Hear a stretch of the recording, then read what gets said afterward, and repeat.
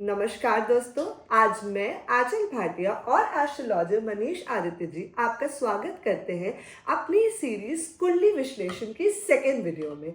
आज हम बात करेंगे बहुत बड़े उद्योगपति श्री गौतम अडानी जी की कुंडली के बारे में। उनकी कुंडलियों में कैसे ग्रह हैं जो उन्हें इतने बड़े उद्योगपति और धनवान व्यक्ति बनाते हैं। तो आज हम देखेंगे श्री गौतम अडानी जी की कुंडली, जिसमें क्या ऐसे ग्रह हैं जो उन्हें इतना धनवान बनाते हैं। अभी जो हम लोगों ने पिछला एनालिसिस किया था मुकेश अंबानी का और अनंत अंबानी जी का और अखिलेश जी का, उसमें हम लोगों ने सिर्फ उनके धन योग, उनके अंदर और विरासत का योग जो था उसके बारे में चर्चा की थी, क्योंकि पैसे रुपए और उनके पूरे जीवन के बारे में आकलन नहीं किया था। उनको विरासत में कैसे पैसा मिला, इस बारे में हमारा चर्चा का विषय था। पर कि अडानी जी की कुंडली में ऐसे कौन से योग हैं जिसकी वजह से ये आज भारत के ही नहीं बल्कि इनका नाम, इनकी ख्याति पूरे विश्व में है। और भारत का कोई भी ऐसा व्यक्ति, बच्चे से लेकर कोई भी बड़ा राजनेता हो, प्रधानमंत्री हो, देश का ही नहीं विदेशों के भी बड़े बड़े जो पॉलिटिशियंस हैं वो अडानी जी को जानते हैं और अडानी जी का व्यापार पूरे विश्व में फैला हुआ है। तो उसका क्या कारण है, क्या रीज़न है, इसके बारे में आज हम एनालिसिस करेंगे। गौतम अडानी जी का जन्म 1962 को 24 जून 1962 को हुआ है और 12:03 PM पर ये अहमदाबाद में गुजरात में पैदा हुए हैं। गौतम अडानी जी की जो कुंडली है वो इस समय मेरे सामने खुली हुई है। अब गौतम अडानी जी का, जैसा कि आज कुंडली विश्लेषण में कि गौतम अडानी जी ने इतनी तरक्की की, इतनी उन्नति की, देश विदेश में नाम कमाया, इसके बारे में देखते हैं कि क्या योग कुंडली के बने हुए हैं।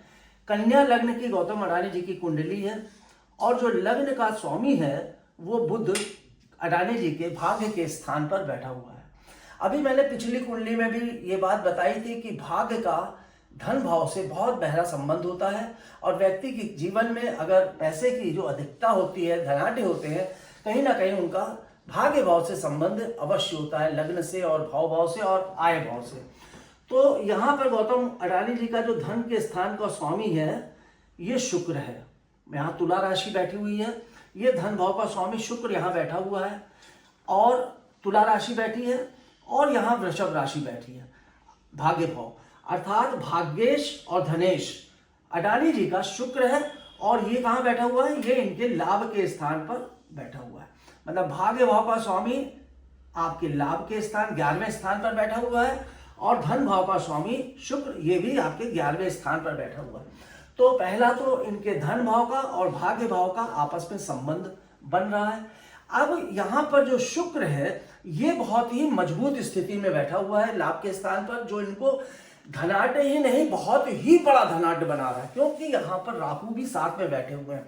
अब राहु जब शुक्र के साथ में बैठ जाता है तो वो राहु जो शुक्र की एनर्जी है उसको कई गुना बढ़ा देता है, उसकी ताकत को बहुत ही वृद्धि कर देता है। इसकी वजह से इनको शुक्र जो है इनका अति उत्तम, अति लाभकारी ग्रह है, पहली बात। और इस समय अडानी जी के ऊपर शुक्र की महादशा चल रही है 11/2/2014 से 11/2/2030 तक इनके ऊपर शुक्र की महादशा भी चल रही है।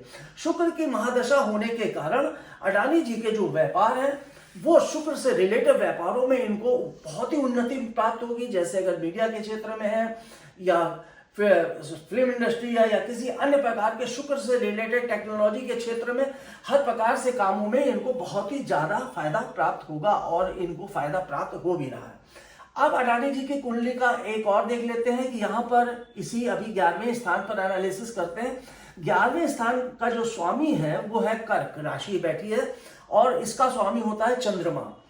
चंद्रमा की राशि में शुक्र बैठे हुए हैं, इसलिए अडानी जी के जीवन में का चंद्रमा जो होता है वो भावुकता का होता है, कोमलता का होता है, संवेदनशीलता का होता है। अतः ये बहुत ही भावुक, संवेदनशील, कलात्मक विचारों वाले व्यक्ति हैं और इनका जो इनके अंदर मनुष्य के लिए, मानवता के लिए कूट कूट कर प्रेम भी भरा हुआ है, सौम्य स्वभाव दर्शा रहा है। शुक्र यहाँ पर इनका धन भाव का और भाग्य भाव का स्वामी होकर चंद्रमा की राशि में बैठने का है और चंद्रमा गुरु के साथ बैठकर 6ठे स्थान पर गजकेसरी योग बना रहा है।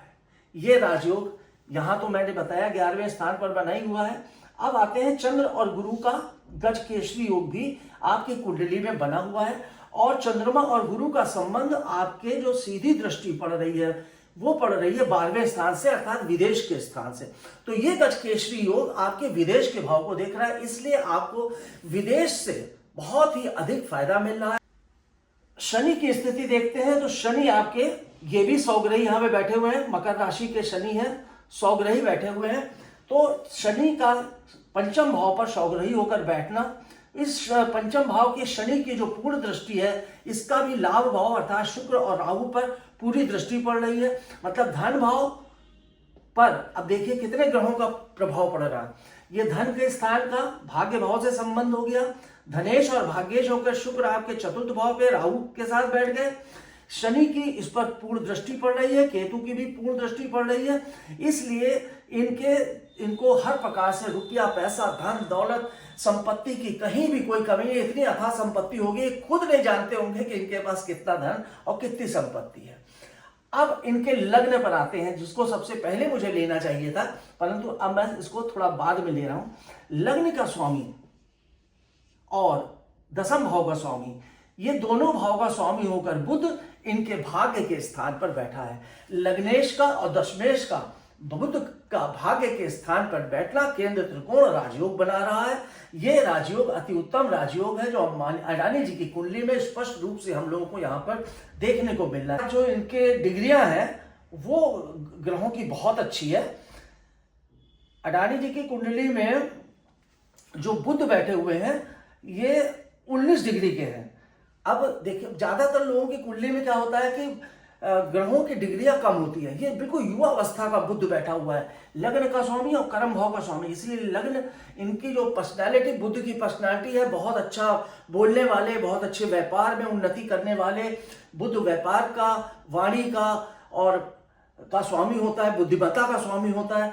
तो ये इनका लग्न भी बहुत ही ज्यादा इनको बुद्धिजीवी बना रहा है, कर्मशील बना रहा है, व्यापारी बना रहा है। और व्यापारी होकर ये भाग्य के स्थान पर इनका बुध 19 डिग्री का बुध बैठा हुआ है, जो बहुत ही बली है, स्ट्रॉन्ग पोजीशन में है। और ये स्थिति इनकी कुंडली की दिख रही है। अब एक राजयोग यहां पर और देख लेते हैं कि इनकी कुंडली में क्या बना हुआ है। इनकी कुंडली में जो अष्टम स्थान है वहां पर मंगल मेष राशि का सौग्रही बैठा हुआ है।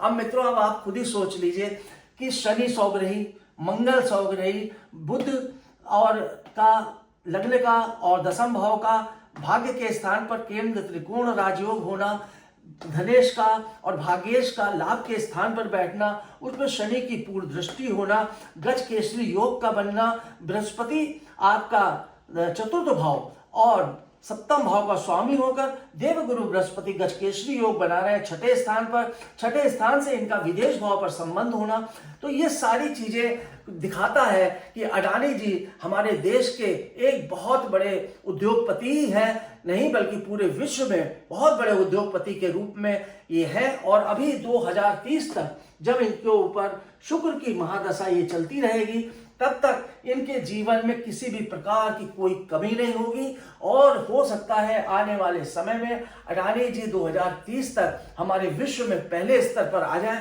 और बहुत ज्यादा नाम प्रसिद्धि के साथ, धन संपदा के साथ बहुत ज्यादा पॉपुलैरिटी भी इनको प्राप्त होगी, क्योंकि जनता का भी इनको पूरा समर्थन, पब्लिक का से सपोर्ट इनको मिल रहा है। कई बार अडानी जी के ऊपर दिक्कतें आई, परंतु उन सब दिक्कतों से, संकटों से इन्होंने निपटकर आगे बढ़ते गए। ये इनकी कुंडली में प्रत्यक्ष रूप से हमें दिखलाई पड़ रहा है। 2030 तक अडानी जी के ऊपर शुक्र की महादशा रहेगी। जैसा कि मैंने आपको बताया कि शुक्र की महादशा तक अडानी जी के लिए किसी प्रकार की कोई भी कमी नहीं है, आर्थिक रूप से बहुत ही स्थितियां इनकी अच्छी रहेंगी। और उसके बाद इनके ऊपर सूर्य की महादशा आ जाएगी। सूर्य की महादशा जो है वो यहाँ पर सूर्य इनका दसम स्थान पर बैठा है, और सूर्य जो है वो आपके 12वें स्थान का स्वामी होकर दसम स्थान अर्थात कर्म के भाव पर सूर्य यहाँ पर विराजमान है और बुध की राशि में बैठा हुआ है। और बुध की स्थिति आपके भाग्य भाव और लग्न से सूर्य का संबंध बन रहा है। तो ऐसे स्थिति में सूर्य की महादशा भी आपकी बहुत उत्तम जाएगी और आपका विदेश से व्यापार में वृद्धि होगी और कोई बहुत बड़ा हो सकता है आपको कोई राजनीतिक या कोई बहुत बड़े सम्मान की प्राप्ति आपको इस बीच हो जाए 2030 से 2036 के बीच में कोई अंतरराष्ट्रीय स्तर का कोई पुरस्कार या कोई ख्याति आपको प्राप्त हो सकती है। और ये तो रही गौतम अडानी जी का कुंडली का विश्लेषण जो एस्ट्रोलॉजर मनीष आदित्य जी ने हमें दिया। तो इसके हिसाब से तो हमें यही पता चलता है कि इनके व्यापार में भी बहुत उन्नति होने वाली है और ये जल्दी हमारे देश को बहुत बड़ा सम्मान भी प्राप्त कराएंगे। वैसे भी उनकी वजह से हमारे देश को बहुत वैल्यूज़ मिली हुई हैं। तो इसके साथ हम आज की ये सीरीज़ का सेकेंड एपिसोड एंड करते हैं। हमारे साथ जुड़ने के लिए बहुत बहुत धन्यवाद। बहुत बहुत धन्यवाद आपको।